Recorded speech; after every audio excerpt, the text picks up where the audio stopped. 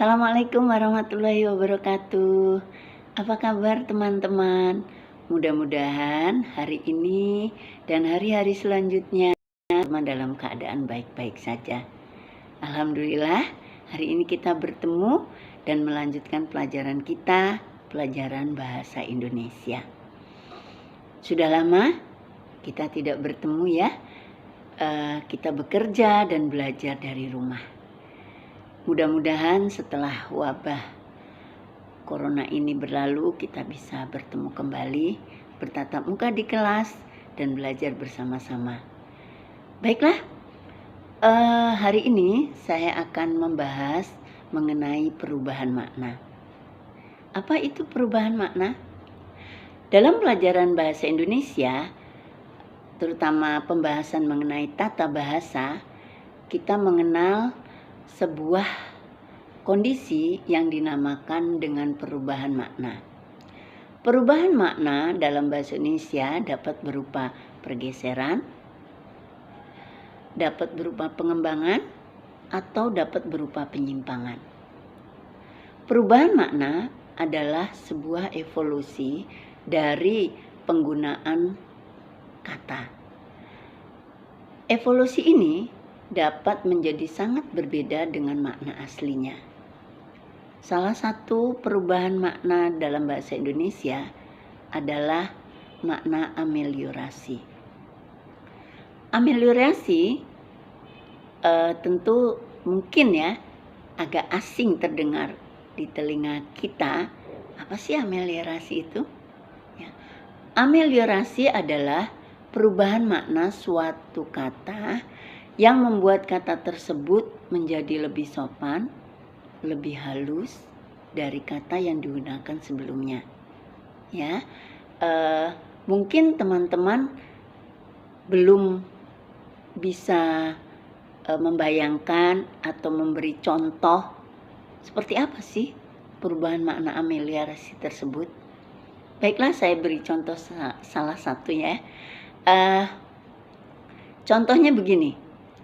Ada sebuah kalimat di mana salah satu katanya akan saya beri garis bawah atau saya beri penekanan. Contohnya seperti ini. Nenek menjadi buta sejak memasuki usia 60 tahun.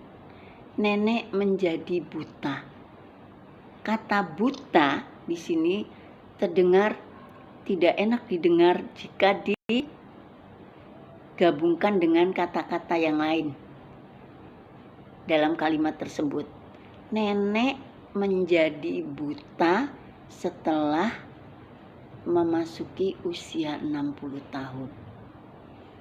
Kata buta bisa kita ganti supaya kedengaran lebih halus, lebih enak didengar, lebih sopan, apalagi ini ditujukan untuk orang tua ya. Kita ganti dengan yang maknanya sama, tapi kedengaran lebih enak. Kata buta kita ganti dengan kata tunanetra. Nenek menjadi tunanetra sejak memasuki usia 60 tahun.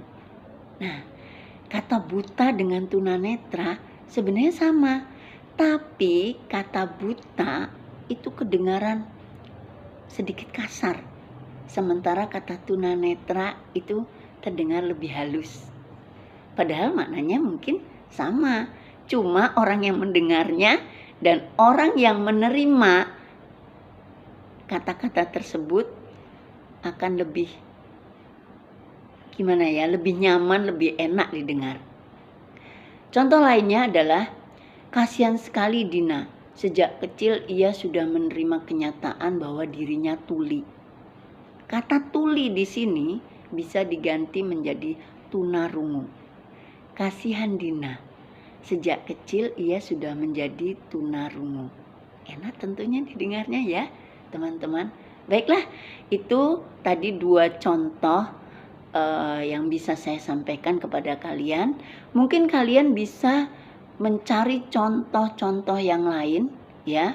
Misalnya kata penjara bisa diganti dengan rumah tahanan, bisa menjadi diganti dengan lembaga permasyarakatan. Nah, kalian bisa menggabungkan atau membuat kalimat lain dengan kata-kata tersebut yang lebih enak didengar.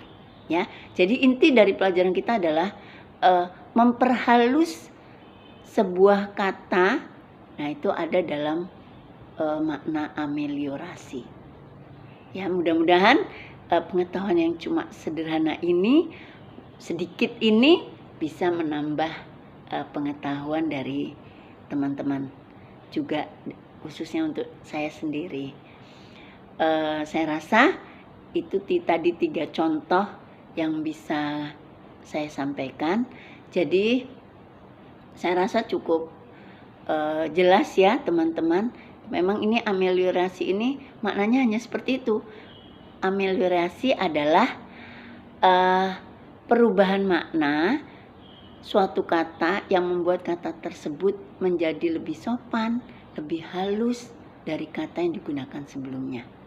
Oke, saya rasa itu saja. Mungkin nanti kita bisa melanjutkan memberi contoh-contoh yang lain. Kita bisa membuat kalimat-kalimat yang lain. Sampai di sini saja pertemuan kita untuk kali ini. Mudah-mudahan pengetahuan yang sedikit, yang hanya sebentar ini bisa bermanfaat buat teman-teman. Assalamualaikum warahmatullahi wabarakatuh. Sampai bertemu kembali di pertemuan berikutnya dalam pelajaran bahasa Indonesia. Oke, bye-bye.